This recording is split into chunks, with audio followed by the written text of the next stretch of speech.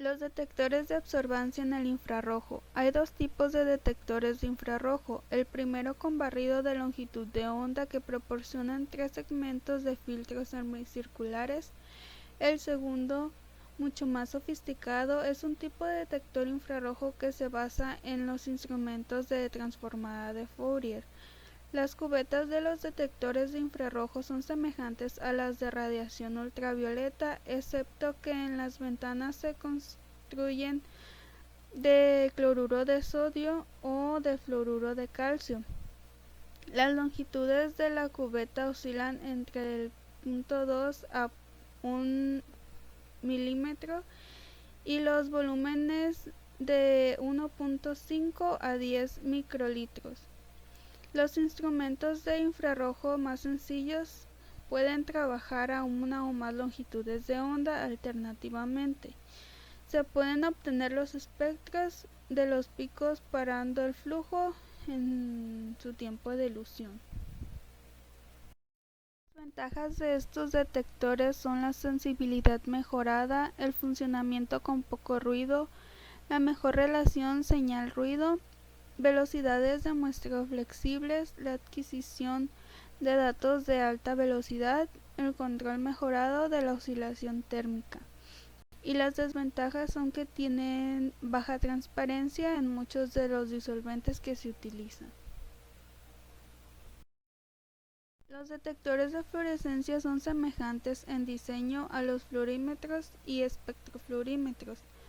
La fluorescencia se detecta por medio de un detector fotoeléctrico colocado perpendicularmente respecto a las de excitación.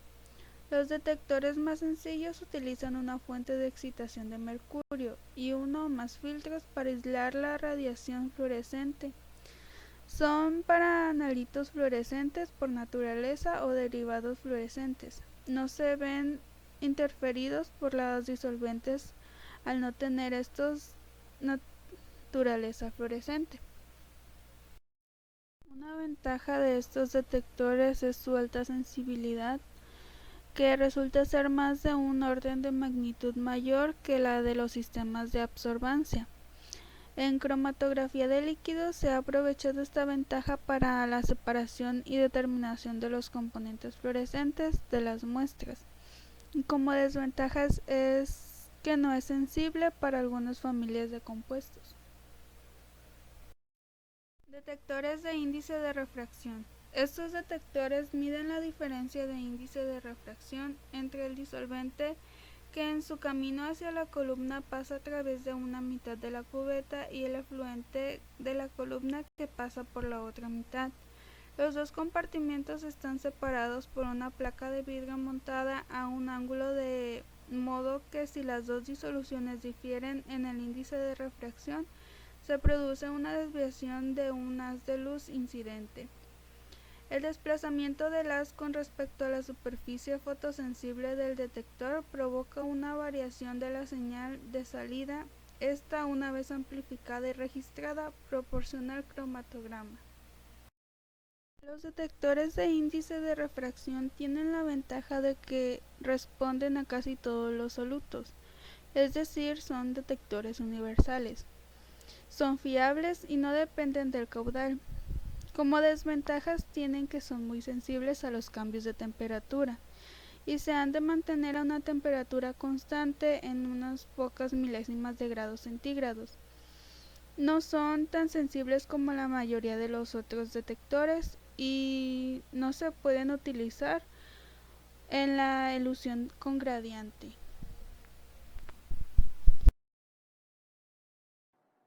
Recientemente se ha comercializado un nuevo tipo de detector general para la cromatografía de líquidos de alta resolución, que es el detector de dispersión de luz o ELSD.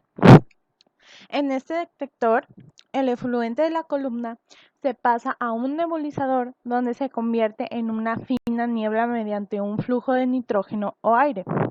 Las finas gotitas se llevan a través de un tubo de conducción a temperatura controlada donde tiene lugar la evaporización de la fase móvil, lo que origina unas finas partículas de analito. La nube de partículas de analito pasa a través de un haz láser. Mediante un fotodiodo de silicio se detecta la radiación dispersada perpendicularmente al flujo. Una de las mayores ventajas de este tipo de detector es que su respuesta resulta ser aproximadamente la misma para todos los solutos no volátiles. Además, es notablemente más sensible que el detector de índice de refracción. Ahora bien, los fabricantes de instrumentos proporcionan en la actualidad varios tipos de detectores electroquímicos. Estos dispositivos se basan en 4 métodos electroanalíticos que incluyen la amperometría, la volamperometría, la columbimetría y la conductimetría. Este tipo de detectores responden a analitos susceptibles a reducirse u oxidarse, como fenoles, aminas aromáticas, peróxidos, cetonas, aldehídos, compuestos halogenados, nitroderivados, etc. Un ejemplo de detector electroquímico, como ya lo mencionamos, es el detector amperométrico, basado en la oxidación o reducción del eluato en un electrodo de trabajo. En este electrodo se mantiene el potencial a un valor seleccionado respecto a un electrodo de referencia y se mide la corriente que pasa entre el electrodo de trabajo y un electrodo auxiliar de acero inoxidable en función del tiempo. Para solutos oxidables son comúnmente los electrodos de cobre o de carbón vitrificado. Para solutos reducibles, un buen electrodo de trabajo es el de gotas de mercurio. La corriente es proporcional a la concentración del soluto en un intervalo de 6 órdenes de magnitud. Con este detector se debe trabajar con rigurosa ausencia de oxígeno y con disoluciones acuosas o disolventes polares que contengan electrolitos. Presentan una gran sensibilidad con un límite de detección entre 0.01 y 1 nanogramo. Sin embargo, no pueden ser empleados en solución con gradiente y dependen de la temperatura y del caudal. Ahora tenemos el detector acoplado a espectrómetro de masas. El principal problema que surge al acoplar este espectrómetro a la cromatografía líquida de alta resolución es la enorme cantidad de disolvente que acompaña al analito, para lo cual se han desarrollado diversas interfaces. La primera es el termovaporizador. Con esta interfase se vaporiza el eluato y se forma un aerosol formado por moléculas de disolvente y de analito. Mediante un mecanismo de ionización química, se ioniza el analito y los iones son conducidos hacia el espectrómetro y el disolvente es expulsado mediante una bomba. Los analitos deben ser termoestables y polares. La que sigue es la interfase de ionización química a presión atmosférica o APCI. Utiliza calefacción y nitrógeno para convertir el eluato en aerosol del que se evapora el disolvente. Mediante una carga eléctrica, el analito se convierte en iones que son conducidos hacia el espectrómetro de masas. Por último, tenemos la interfase de ionización por electronebulización. El eluato pasa a través de un capilar metálico en cuya salida se aplica un fuerte campo eléctrico a la vez que una corriente coaxial de nitrógeno gaseoso, con lo que se crea un fino aerosol de partículas cargadas. Aplicaciones de la cromatografía líquida de alta resolución. La HPLC se puede utilizar como técnica preparativa o como técnica analítica, permitiendo la purificación, identificación y cuantificación del analito deseado.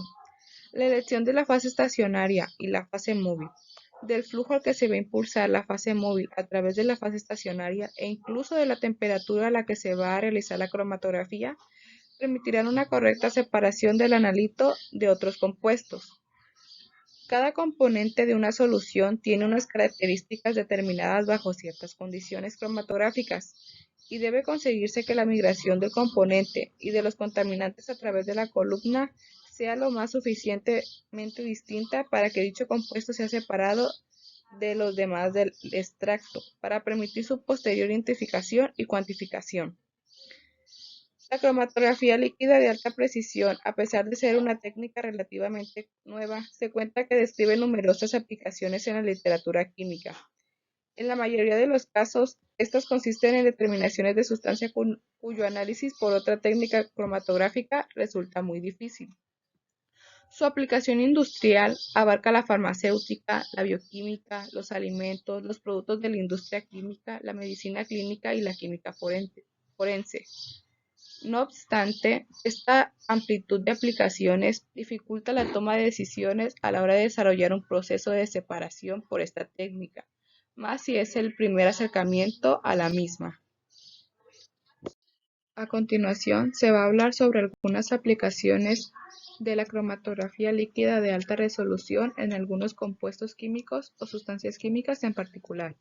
Bueno, en los conservantes antioxidantes se usa el gradiente de HPLC con un detector colorimétrico para medir simultáneamente los nuevos antioxidantes más comunes, como lo puede ser el hipoclorito, el yodo, etc. En carbohidratos simples, usar HPLC con ELSD elimina la necesidad de usar bases fuertes o alto pH, convirtiéndose en un método no destructivo. En flavonoides y fenoles, en el vino, la medición de estas sustancias permite la determinación del color, la edad y la variedad de uvas usadas. El HPLC, en combinación con colorímetros, permite la determinación de hasta 22 compuestos diferentes simultáneamente. En lípidos, la determinación de lípidos animales y vegetales como colesterol, triglicéridos, glicéridos y esteroles se basa en el uso del HPLC. En catequinas del té, las catequinas son flavonoles del té, posiblemente anticancerígenos. Se usa HPLC con hidrólisis enzimática para detectar estas sustancias tan beneficiosas. En triglicéridos, HPLC con ELSD permite la separación y caracterización de todos los tipos de triglicéridos. En productos farmacéuticos se usa para determinar antibióticos, sedantes, esteroides y analgésicos. En la alimentación, los edulcorantes artificiales, antioxidantes y aditivos. En la química forense para la determinación de drogas, venenos, alcohol en sangre y narcóticos.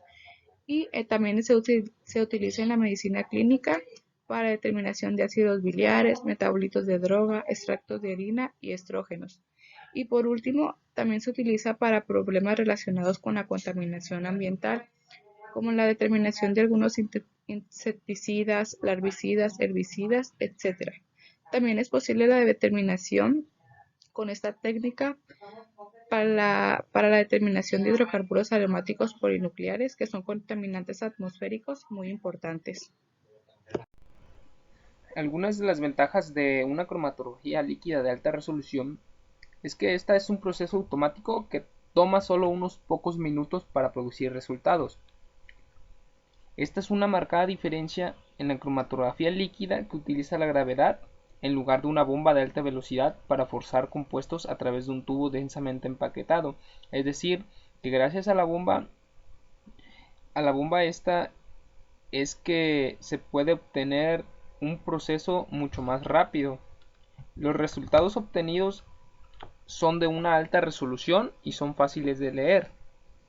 Es decir, hay una separación se puede decir que hay una separación total de los analitos de una muestra.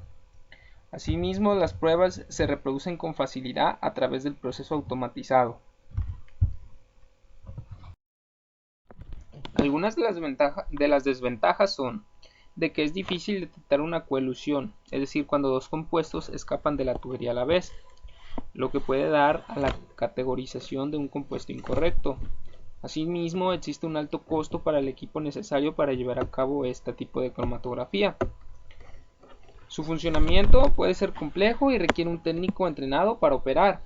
Esto le suma todavía más costo de lo que pues ya es el equipo. Y debido a la velocidad del proceso, el equipo tiene una baja sensibilidad de algunos compuestos. Esto ha sido todo por nuestra parte, esperando que esta información haya sido de su completa utilidad.